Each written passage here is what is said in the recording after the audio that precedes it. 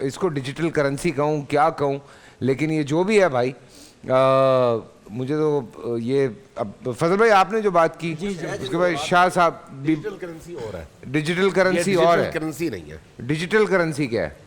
یہ جو آپ کے پاس کارڈ ہے جس پہ آپ کو نمبر الاٹ ہوتا ہے, جس کے پیچھے آپ کا ایک اکاؤنٹ ہے اور اس اکاؤنٹ کے اندر ایک پیسہ ہے, یہ آپ کا ڈیجیٹل اکاؤنٹ ہے اور ڈیجیٹل کرنسی ہے, لیکن یہ تو نہیں ہے نا. ٹھیک ہے. دیکھیے رسول اللہ صلی اللہ علیہ وسلم کی ایک حدیث ہے, علماء اسی حدیث کو مد نظر رکھتے ہیں, الحلال بین والحرام بین وبینہما امور مشتبہات. ٹھیک ہے. کچھ چیزیں حلال نص سے ثابت ہیں اور کچھ چیزیں حرام ہیں, وہ بھی بالکل کلیئر ہیں, نو ڈاؤٹ ان دس. ٹھیک ہے. کچھ ڈاؤٹ فل ہیں. تو فرمایا جو ان شبہات والی چیزوں سے بھی بچا اس نے اپنا ایمان محفوظ کر لیا. علماء اس کو یوں کیٹیگرائز اور اس کی ڈیفینیشن کرتے ہیں کہ ایک ہے تقوی, ایک ہے فتویٰ. فتویٰ بعضوں کا جسٹیفیکیشن کی طرف جاتا ہے اور تقویٰ بعض جائز اور مباح چیزوں کو بھی چھوڑ دیا جاتا ہے. ہم ریسرچ کرتے ہیں, اسی 19 فروری کو الاسر فاؤنڈیشن میرا ادارہ ہے, کراچی یونیورسٹی کے کیمسٹری آڈیٹوریم میں ہم نے ڈیجیٹل کرنسی اور کرپٹو پر ورکشاپ کی ہے. پوری دنیا میں اس کو دیکھا گیا ہے. اسٹیٹ بینک کے شریعہ ایڈوائزر مفتی ارشاد اعجاز صاحب, فاروق حبیب صاحب UAE سے, مفتی اویس پراچا صاحب, اور کراچی بزنس اسکول کے بڑے جو ہیں ان تیمور صاحب وغیرہ کو ہم نے آن لائن لیا. ہم نے کہا کہ ہم کسی چیز کو حلال حرام کرنے سے پہلے اس پر ریسرچ کریں اور لوگوں سے اویئرنیس اور آگاہی لیں. تو بینگ کا عالم یہ ہماری ذمہ داری ہے. وقار زکا صاحب یا ہمارے جتنے بھی دوست احباب ہیں, ہم بہت زیادہ غور و خوض کرنے کے بعد عوام کو چیز دیتے جب ہم مطمئن ہو جاتے ہیں. سود کے زمرے میں نہیں آتا یہ. فی الحال جو اس کی تعریف ہے جو یہ بتائی جا رہی ہے اس میں سود تو نہیں, البتہ غرر جس کو کہتے ہیں یا جوا جس کو کہتے ہیں یا بے قبل القبض کی صورت اس میں آ رہی ہے. سر میں بڑے احترام کے ساتھ 2-3 ریکویسٹ کرنا چاہوں گا, کیونکہ دیکھیں پہلا تو ریکویسٹ یہ ہے کہ مفتی حضرات یوٹیوب پر ایک دوسرے کو چیلنج کرتے ہوئے اچھے نہیں لگتے. جیسے ابھی انہوں نے پتہ نہیں کسی نے کہا میں آپ کو چیلنج کرتا ہوں, تو آپ کا رول تو یہ رول ماڈل کا ہونا چاہیے.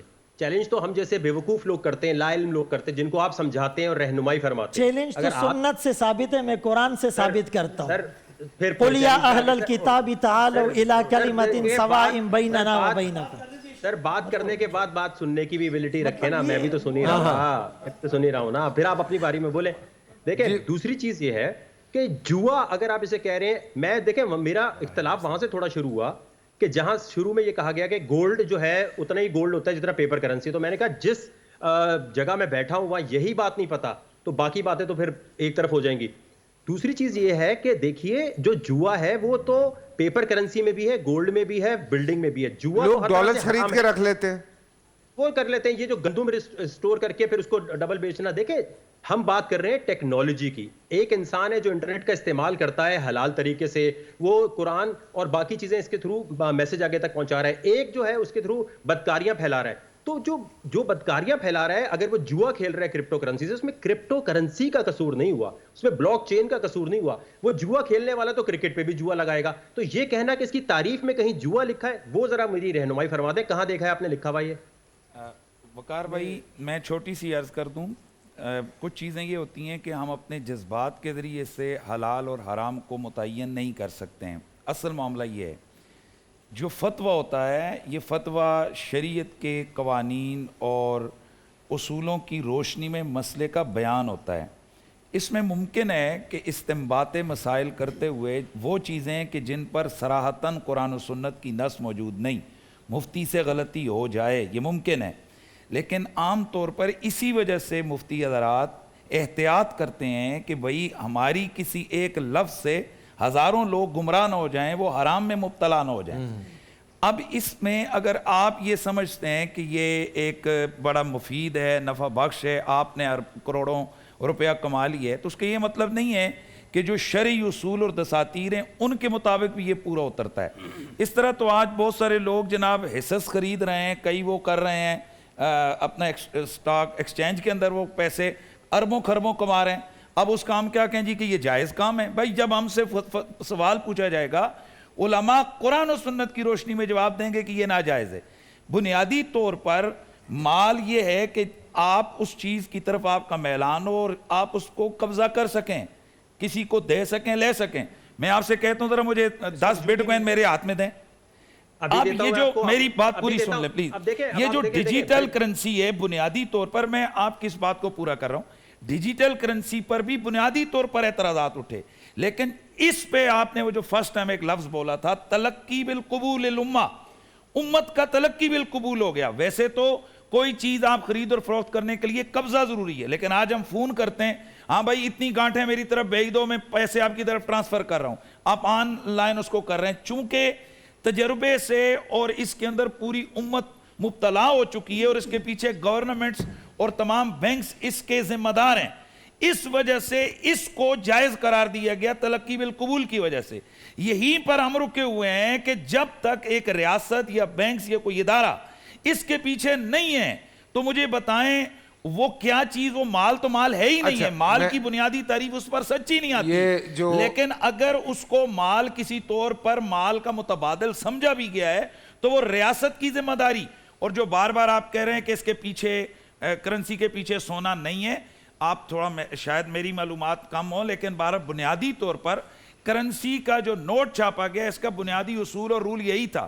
اگر اب اس کو کہیں اس نے ختم کر دیا گیا تو ایک الگ میٹر ہے, لیکن بنیادی طور پر اس کی جو حلت اور حرمت کے حوالے سے اس وقت مفتیان اعظام نے جو طے کیا تھا وہ اس کا بنیادی رول یہی تھا کہ حامل اعضاء کو مطالبہ پر ادا کرے گا. فیصل بھائی ادھر جی, 100 روپے آپ کا سونا ہے جو آپ کا سونا اسٹیٹ بینک میں محفوظ ہے. جی ماشاءاللہ فضل صاحب نے بہت اچھی گفتگو کی اس مسئلے میں. تو جو ہمیں ان باتوں سے اندازہ ہوا ہے, یہ کرپٹو کرنسی جو ہے یہ بیع الغرر کے میں آتی ہے. بیع الغرر کا معنی اس بیع میں دھوکہ زیادہ ہے, دھوکے کے پہلو زیادہ ہے. ہر وہ چیز جس میں دھوکے میں پہلو زیادہ ہو بیع ہو وہ بیع حرام ہے. اسلام نے ہر بیع جس بیع میں بیع غرر دھوکہ ہے اس میں وہ بیع حرام ہے. تو یہ کرپٹو کرنسی ابھی نیا مسئلہ پیدا ہوا ہے, مسئلہ انٹرنیٹ کا نہیں ہے.